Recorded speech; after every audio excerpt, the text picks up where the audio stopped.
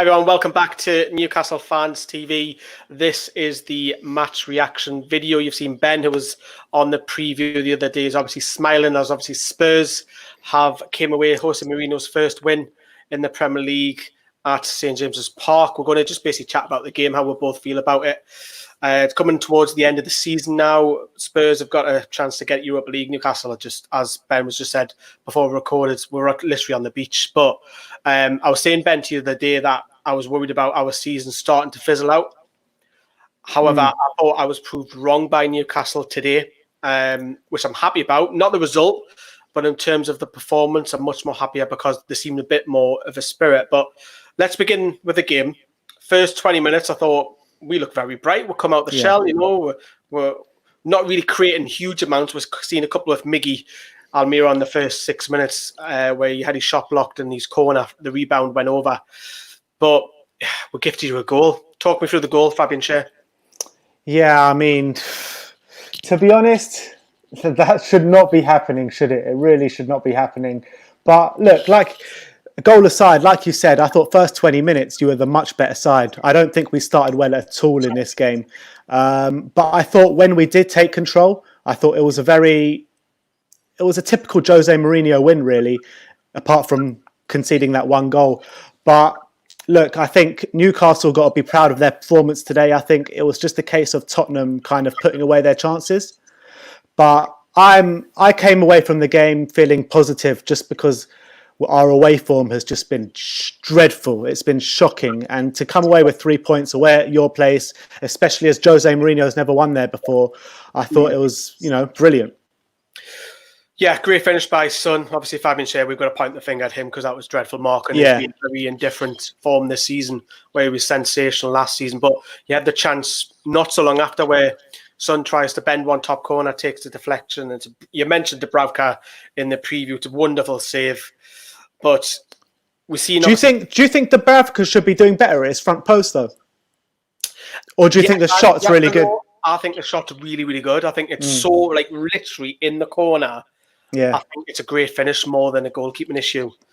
But we were so unlucky. Shelby obviously was a danger. A couple of through balls to Dwight Gale, and the cross from the right hand side hits the post, and you think, oh God.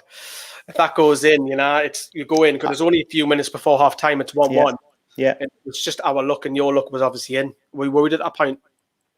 I was. I mean, I was worried every time you went forward. I thought you looked really dangerous going forward today. I thought Saint-Maximin was amazing. I thought he played really well today, but I thought his quality at the end of his runs was a bit lacking today. But, he was taking it past our defence like they weren't even there at times today. I was really impressed with him.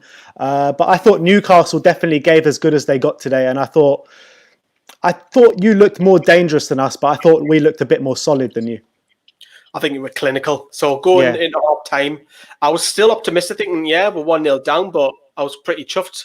I wouldn't say chuffed, that's probably too strong of a word.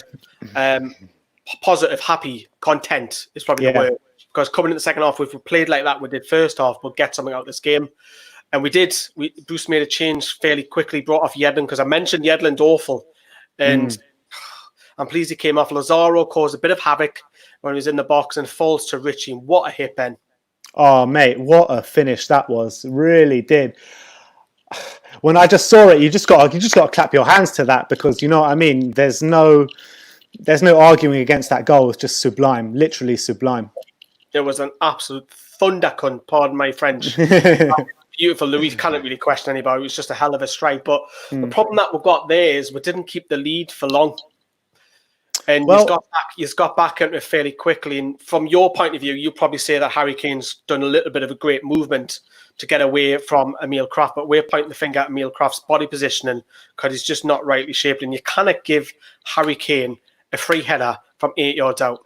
Yeah, I mean, no matter what form Harry Kane is, he'll gobble up chances for fun. That's what he does. But I thought the Jose substitutes really changed the game today. Steven Bergwijn comes on, and I mentioned Steven Bergwijn in the pre-match. I know he didn't start, but I thought that was a David Beckham-esque ball that was to Harry Kane. It was brilliant. And then after that, Eric Lamela with that kind of solo run. I'm not sure which defender it was he did of yours, but I think he did two of them and left it. Yeah, and left it for Harry Kane for a simple finish. So I thought the substitutes really won the game for us in the end. And then even when we went 2-1 down, we're still trying to get back into that game. You've seen Lazaro go close, but a lot of them were, for me, long distance shots. We weren't getting in that 18-yard to create a clear cut. They were all distance long.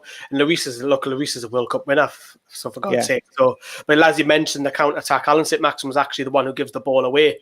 And Lamela burst through, and it's a great save by Dubravka.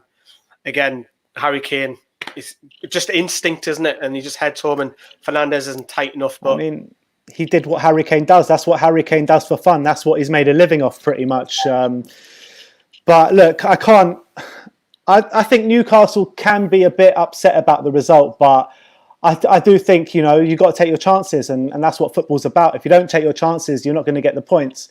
But what I want to say is, you mentioned that Newcastle took a lot of shots from outside the box, and when you're looking at the stats, I think shots on target, we had pretty much equal shots on target, and you had about 13, 14 off target, and I think that tells the story of the game, really. Yeah, I said it in the last word, which is the next video later on tonight, that the final third is the difference, where little things like Gale's header off the post, that may be Harry Kane, that may be going in. So the little small margins why. And look, I'm content with the performance. The result, I'm not, because we're lost, of course.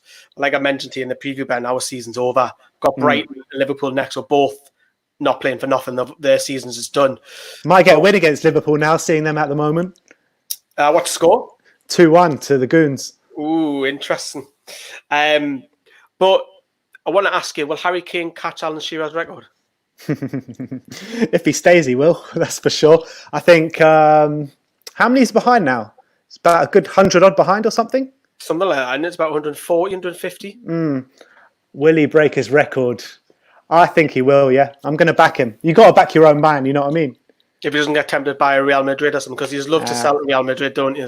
Yeah, we love that. But those days are over, hopefully.